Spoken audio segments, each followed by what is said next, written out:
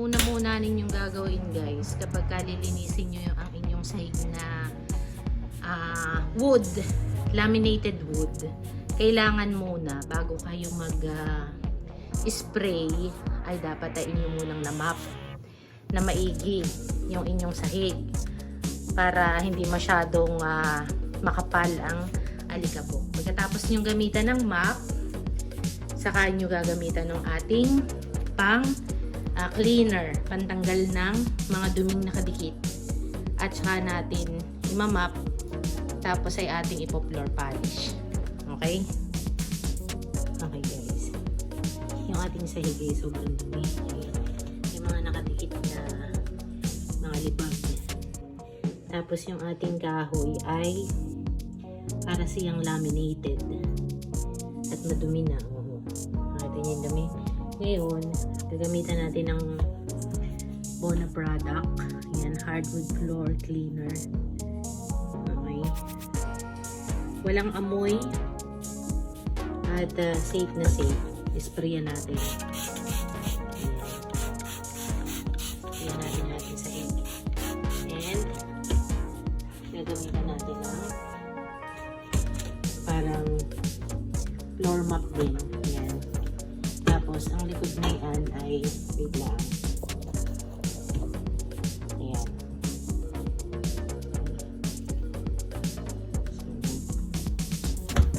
So, ating para matanggal. Ayan o. Tanggal yung ating guys. Isang pahid lang ay tanggal yung mga libag. See? Natin yung kanina malibag. Oh. So, kung ang inyong sahig ay parang wood laminated, ito yung the best na magandang pantanggal na libag. Dahil syempre tayo araw-araw ay lakad ng lakad. Yung ating chinelas ay madumi. Ayan. Maganda rin gamitin itong ating mop dahil pagka yung medyo may mga ila-ilag na ginayan.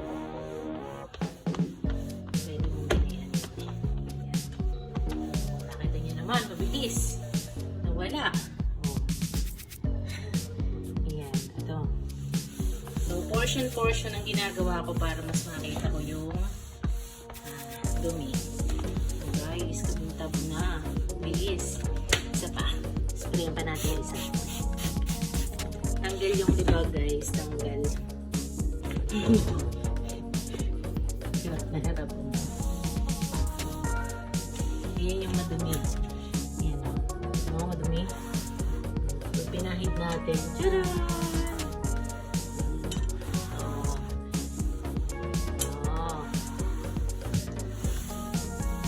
Makintab, guys. Ayan na siya. Makintab na. Saka natin ngayon papatungan ng floor polish naman. Same product din, guys. Same product din. Ito naman. Ay, sorry. Ayan. Hardwood floor polish naman. Maganda yung product nito eh. Ginagamit sa wood na laminated. So, pagkatapos nating i-spray yung mga part na marumi ay imamap natin. Pagkatapos papalit tayo ng ating mop at ipapolish naman natin para bumalik sa dating niyang kulay yung ating sahig. Guys, wala na, malinis na.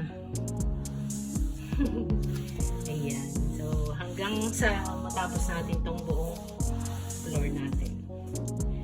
Okay guys, so kanina guys, ang ginawa natin ay minap natin. Pagkatapos nating na-mop ay ating inisprayan gamit ang ating floor cleaner. Ngayon naman, magpapalit tayo ng ating pang brush. Ito, ang ating pang mop, papalitan natin. At ang ipapalit naman natin yung ating pang floor polish naman. Ayan. same product pa rin yung ating gagamitin. Okay, so magpapalit tayo para floor polish tayo. So kanina, ito yung ating tinanggalan ng lipad guys. Tinanggalan natin ng mga duming nakadikit. Ayan. So tinapos ko yung buong sahig. At nasa sa inyo kung gaano karami ang gagamitin ninyo or kung gaano ba talaga ka said o kalinis ang gusto niyong mangyari sa inyong sahig. Depende sa inyo.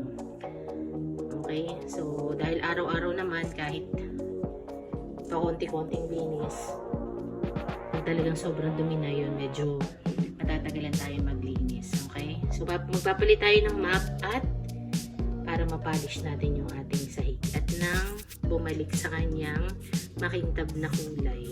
Okay? Wait lang.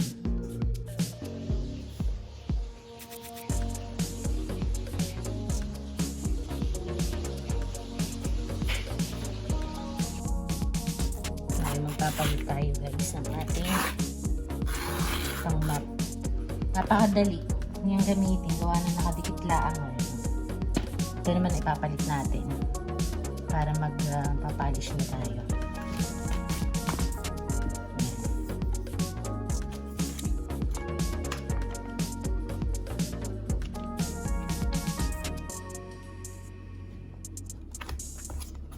So, ganun lang guys. Napakadali magpalit. Nakadikit. Okay? Ayan. So, nakapagkabit na tayo. At magpapolish na tayo. Ito yung ating ginamit na pang brush kanina. Ayan. Matalas. Ayan. Gaspang. Tapos, ito. Kailangan nating linisin ulit para sa susunod na paggamit natin. Kung marumi na talaga, ay pwede nyo namang i-refill. Palitan nyo. Bumili kayo ng extra pang brush. Papalitan ito guys. Maraming pwedeng bilhin. Okay?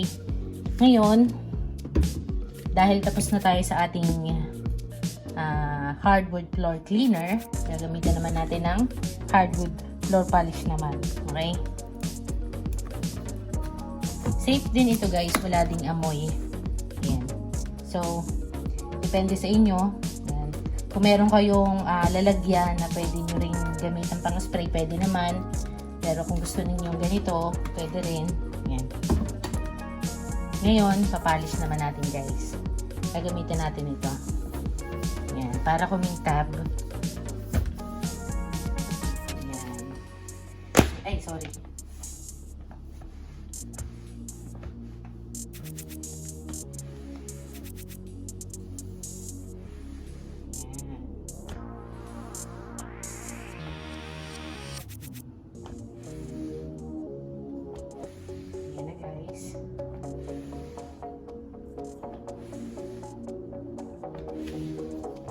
Kung mapapansin nyo, kumintab yung ating sahig. Okay, so, mas madami, mas kikintab ang inyong sahig. Ayan. Okay. So, yun na. Pagkatapos nating ma-brush, ma-polish, patutuyuin, at pag natuyo, makintab na ulit. Ayan. Pwede nang manalamig ulit sa ating sahig. Okay? Ayan. So, sana meron ako na-share sa inyo today At malawak-lawak pa yung aking lilinisin. Hindi pa ako tapos. Ito pinakita ko sa inyo ay kakaputol laang. Na tayo maglilinis pa. So, hanggang sa susunod, hanggang sa muli, guys.